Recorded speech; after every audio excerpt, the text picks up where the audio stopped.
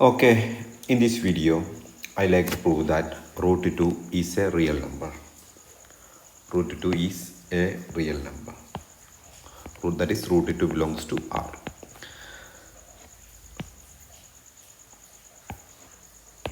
Theorem statement is like this, that is, there exists a real number, alpha belongs to R, such that alpha square equal to 2. Theorem statement is that there exists a real number, alpha belongs to R, such that alpha square equal to 2. That is, from this we can write alpha equal to root 2, which means that there exists a real number, alpha belongs to R, such that alpha equal to root 2, which means that root 2 is a real number. That is the statement of the theorem. To prove this theorem, I am going to define a subset of real numbers. That is, I am going to define capital T contains T belongs to R, all are real numbers, which satisfies T square is less than 2. T square is less than 2. Please note that this set is every element in this set is less than 5. Every element in this set is less than 5. That means T is bounded above. Also, we know that T is a subset of R. That is, T is a subset of R and T is bounded above. Then by completeness property of R, we know that every subset of R which is bounded above, then it has a supremum. That is, there exists a alpha belongs to R such that supremum T exists. That is, supremum of T equal to alpha. Since it has supremum, T has supremum, so we can take a real number alpha belongs to R such that supremum of T equal to alpha. Now I am going to prove that alpha square equal to 2. We know that alpha is a real number, therefore alpha square is also a real number. Then I am going to prove that alpha square equal to 2. Since alpha square is a real number, one of the following holds, that is, either alpha square equal to 2 or alpha square greater than 2 or alpha square less than 2. I am going to eliminate these two possibilities, that is, alpha square greater than 2 not going to happen and alpha square less than 2 is also wrong. If we eliminate these two, so we can say that alpha square equal to 2. My claim is alpha square equal to 2. To prove alpha square equal to 2, we need to eliminate these two possibilities, that is, alpha square is greater than 2 and alpha square is less than 2. First, I am going to eliminate alpha square less than 2. For a contradiction, I assume that alpha square is less than 2. Now I will find a contradiction for assuming alpha square is less than 2. Okay. Also, suppose that we know that alpha plus 1 by n the whole square. Alpha plus 1 by n the whole square is alpha square plus a plus b the whole square, alpha square plus 2ab, that is 2 alpha divided by n plus 1 by n square. We can write this equation. And we know that 1 by n square is less than 1 by n. 1 by n square is less than 1 by n. So we can replace 1 by n square by 1 by n. But the equation will change. Then the right side I added a big quantity than 1 by n square. I added 1 by n instead of 1 by n square. So the equation will change. This will be like this, less than. So alpha plus 1 by n the whole square is less than alpha square plus 2 alpha by n plus 1 by n. And we can rewrite like this: alpha plus 1 by n the whole square is less than alpha square plus 2 alpha plus divided by n. I put it as inequality number 1. Later we need this inequality. Okay. Now we assume that alpha square is less than 2, which means that 2 minus alpha square is greater than 0. 2 minus alpha square is greater than 0.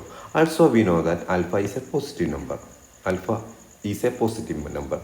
Why I said alpha is a positive number, since from the definition of alpha is the supremum of this set T.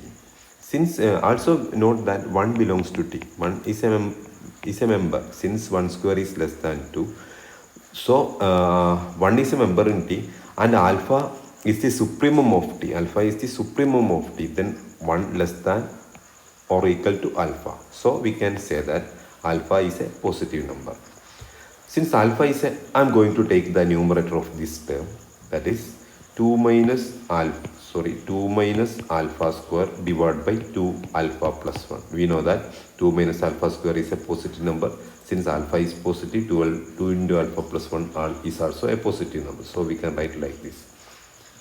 Then by corollary of Archimedean theorem, every positive number we can find a natural number. We can find a natural number n naught such that 1 by n naught less than 2 minus alpha square divided by 2 alpha plus 1. 2 alpha plus 1. From this inequality we can rewrite this inequality like this, that is 2 alpha plus 1 divided by n naught is less than 2 minus alpha square. Okay, we need this inequality later. Okay, please look at the inequality number 1. This holds for every n. So in particular this inequality holds for n naught. So we can write the inequality number 1 like this, that is alpha plus 1 by n naught the square is less than alpha square plus 2 alpha plus 1 divided by n naught. Okay, and from the inequality number 2 we have 2 alpha plus 1 divided by n naught is less than 2 minus alpha square. Now I am going to remove this one by 2 minus alpha square. It is okay, because we use the inequality less than. I am going to 2 alpha plus 1 by n naught by a bigger quantity instead of 2 alpha plus 1 divided by n naught. So we can alpha plus 1 by n naught the square is less than alpha square plus, I am going to remove this one, I am going to add 2 minus alpha square, which is possible since 2 alpha plus 1 divided by n naught is less than 2 minus alpha square. Okay, from this one we can rearrange this one, that is alpha plus 1 by n naught the square is less than 2. Okay, but I am going to write what is T. T is set of all T belongs to R such that T square is less than 2.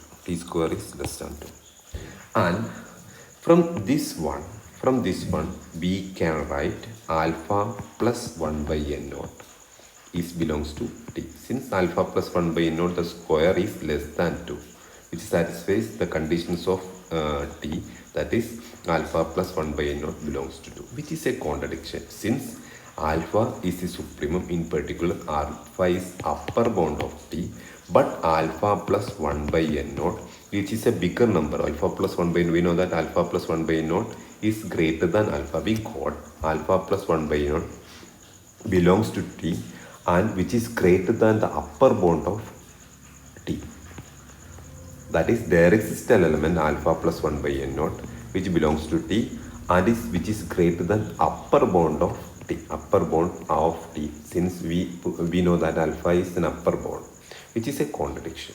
So alpha square less than 2 is not possible.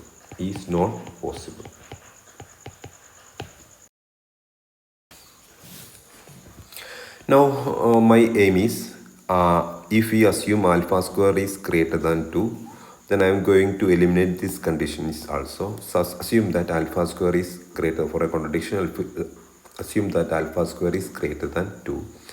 Now check alpha minus 1 by n the whole square. Alpha minus 1 by n the whole square is alpha square minus 2 alpha divided by n plus 1 by n square.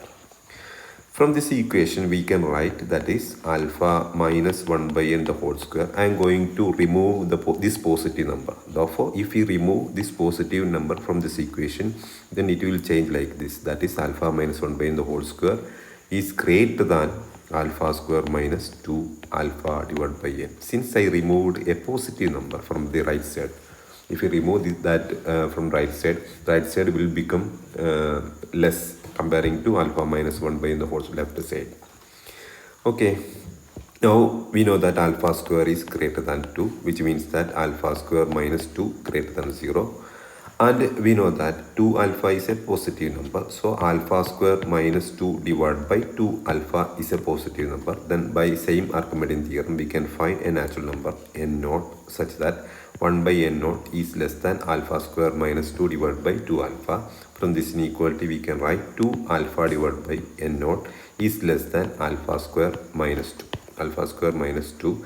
And if we multiply negative on both sides, then the inequality will reverse. That is, if I'm going to multiply negative 1, then the inequality will reverse. That is, 2 minus alpha square is less than minus 2 alpha divided by n naught. I multiplied a negative 1 on both sides, then we will get 2 minus alpha square is less than minus 2 alpha divided by n naught. We need this one later, so I put this as number 1.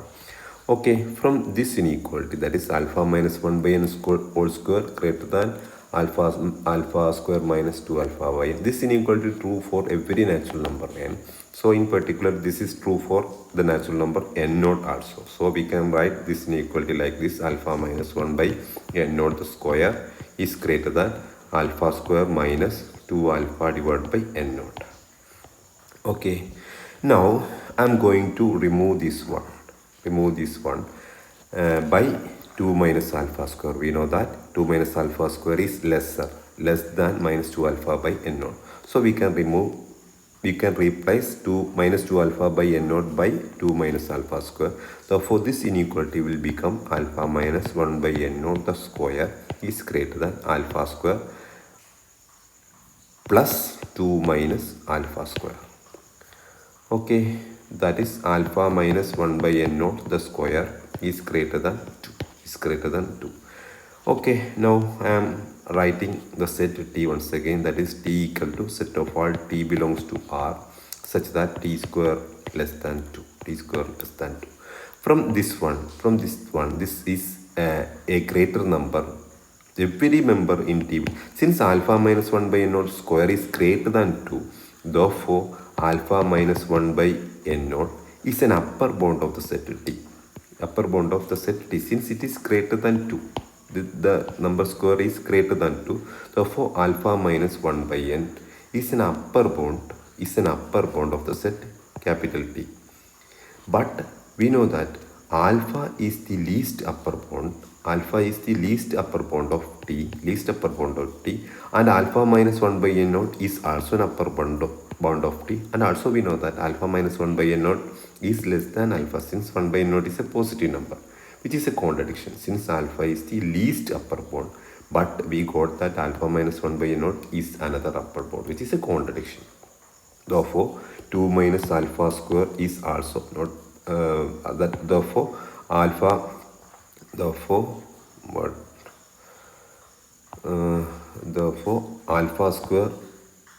square greater than 2 is also not possible.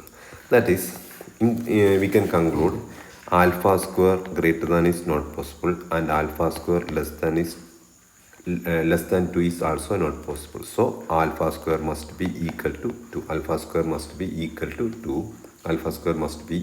2. What was the alpha? Alpha is a real number such that alpha is supremum of T. Since alpha